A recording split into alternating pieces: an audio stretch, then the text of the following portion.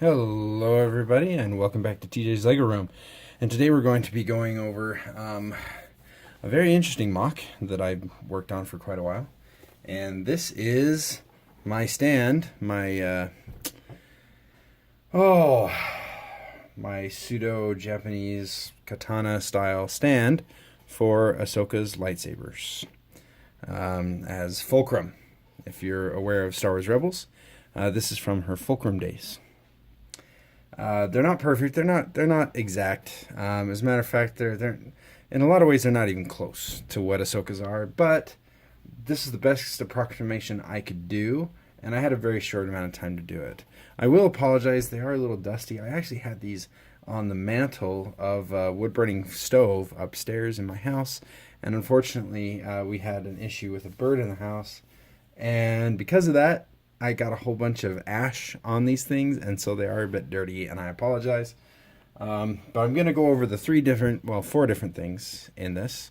Number one, we're going to go over the small one, the small katana lightsaber handle, then the large lightsaber handle, and then the symbol, the fulcrum symbol, and then the stand itself. So let's go ahead and get into it.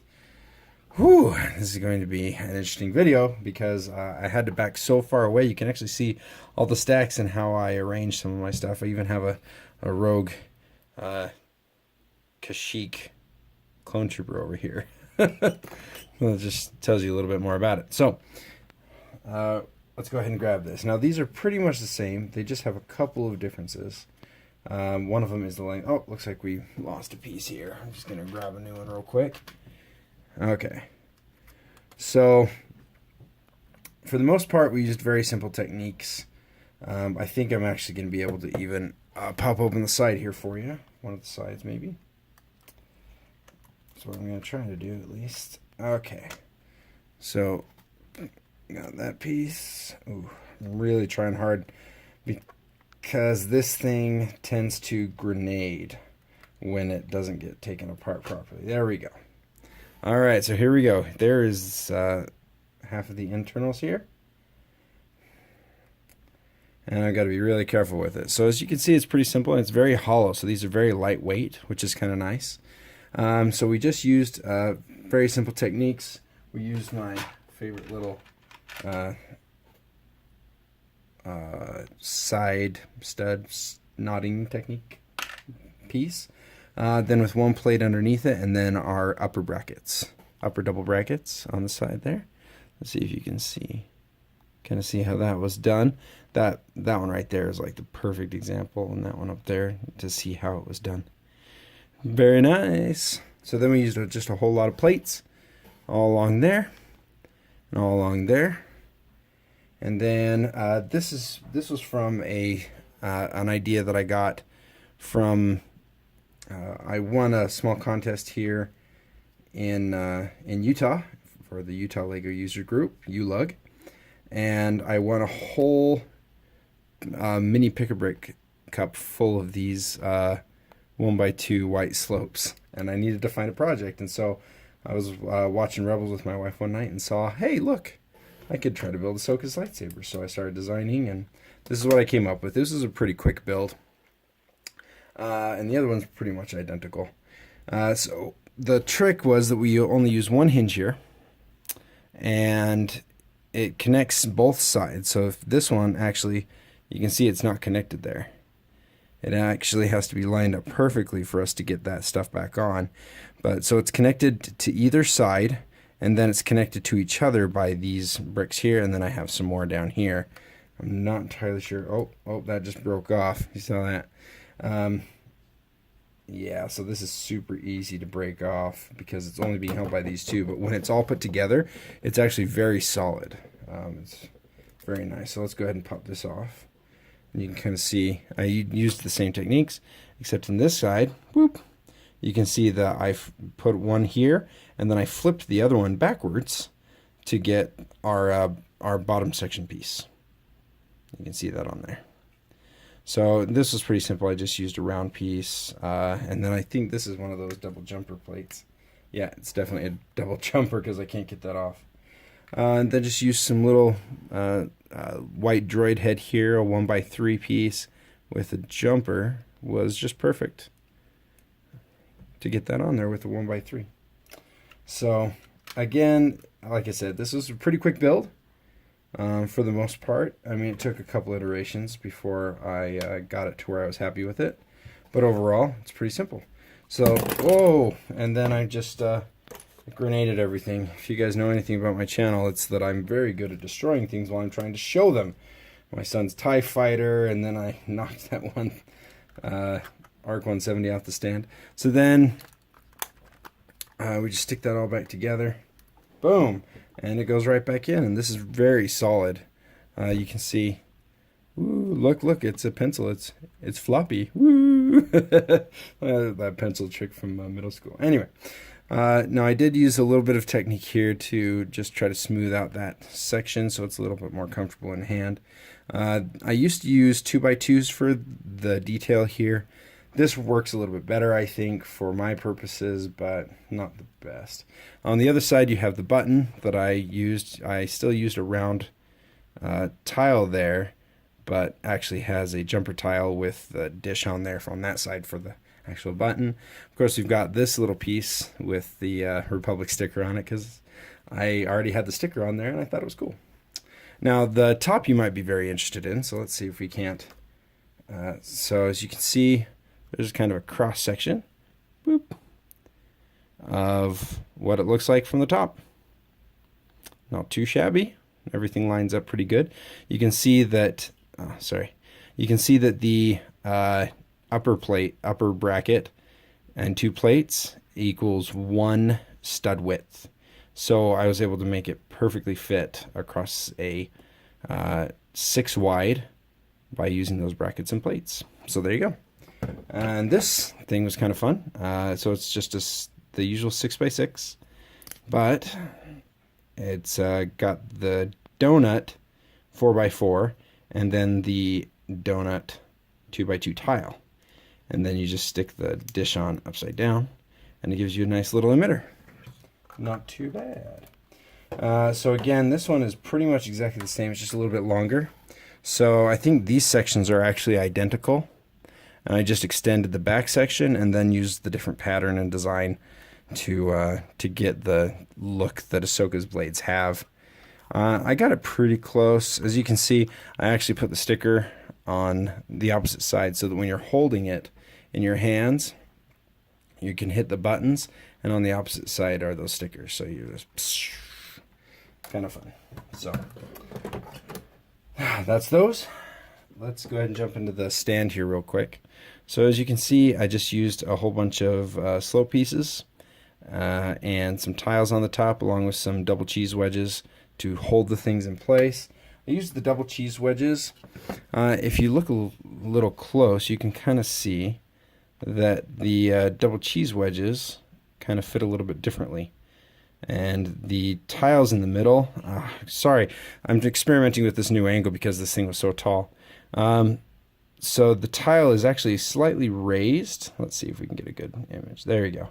So the tile is slightly raised, and so it actually gave us just enough room for the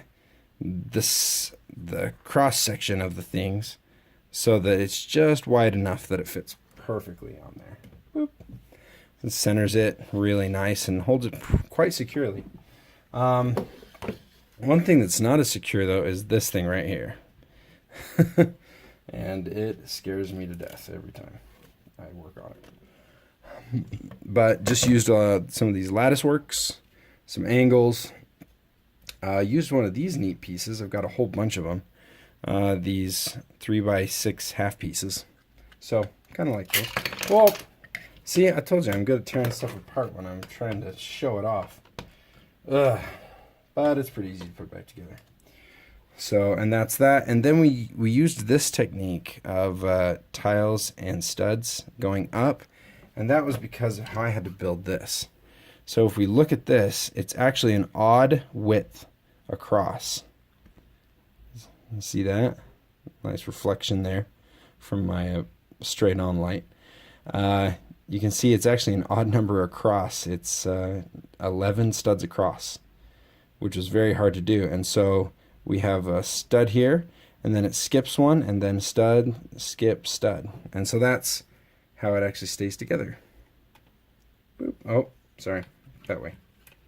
And so the skipping of the studs helps it to avoid these sections and then get on the double sections.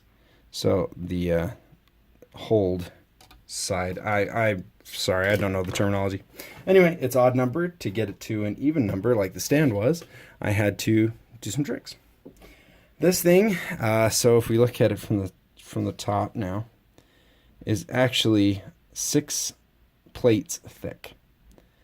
And I had to do that because this was very complicated to do. Alright, so I'm going to take apart some of the main sections and show you layer by layer how it works. So we have a 1x4 tile here. And then we have this piece here, which actually should come off by itself. There we go.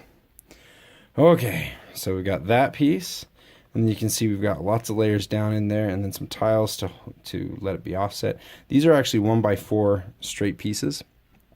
And so if I take this off, you can kind of see that a little bit better. So they're just 1x4 straights, and then I use these wedge plates to give it the angle look like Ahsoka's thing. And then just use some jumpers here to put that on. Oh, missed. There we go. And just sit those on an angle, and they just kind of rest there. You can see it kind of fits right between those studs. I wanted to try to get it as flat as possible, but I did have to leave those studs because it was already 5-6 plates thick, and I had to take care of that. Now the real tricky part was this, to try to get this design in here. And so if we turn it upside down, or we can take it off layer by layer, I'm going to show you exactly how this works. So we use 1x3 and 1x2 studs. Then this guy in the middle, on top of a 2x2 round plate with a couple of other round plates there, on top of a single, on top of a single 1x1 plate. So, and the reason I had to do that is because there are a lot of parts of this that just didn't make sense, and I couldn't get the right parts to work. And so I left these studs here, and you're wondering why those studs are there, and maybe I wouldn't have had to use such funky stuff, but actually those studs help hold it in place. So if I were to place this inside right there, you can see how it kind of sits there. Woohoo, not bad. And so those studs actually help hold it a little bit closer in place. Then we add our centerpiece, which, remember, it's sitting on a diagonal. It's not flat, not straight on. Like that. And then we decide which directions we're going to go on this one today. We'll go there and there, I think. And so there we go. We got that. Hook this guy up so that it gives it a point on the top, and then wrong one, and then a point on the bottom. Oh, you know what? Actually, I just realized this actually has to, the points go on the side. Sorry, I'm trying to remember how I did this. So there we go. And so then we've got that, and we're really close, and all we have to do is add that one black piece in the middle, and ta-da, we have Fulcrum, the Fulcrum symbol from Star Wars Rebels. Wow. I mean, it seems like that's extremely complicated to do, but it was. But it worked quite well, and I'm very happy with it, and it looks pretty good from most angles. I mean, when you start turning it, some of the sides get shorter and stuff. You can see them kind of lengthening and shortening the spikes, but for the most part, I'm very happy with how it turned out. And that, ladies and gentlemen, is my Ahsoka Fulcrum lightsaber handle display. I'm super happy with it. I'm very glad that I finally get to show this off and show everybody how I put it together. Let me know if you have any suggestions on some other things to do. I have a few other projects in the works that are suggestions from you guys. So thank you so much. And we'll catch you guys next time in TJ's Lego Room. Thanks for sticking around. I know this is a longer video, but there were quite a few parts that I wanted to show off. So thank you again, and we'll catch you next time. See ya.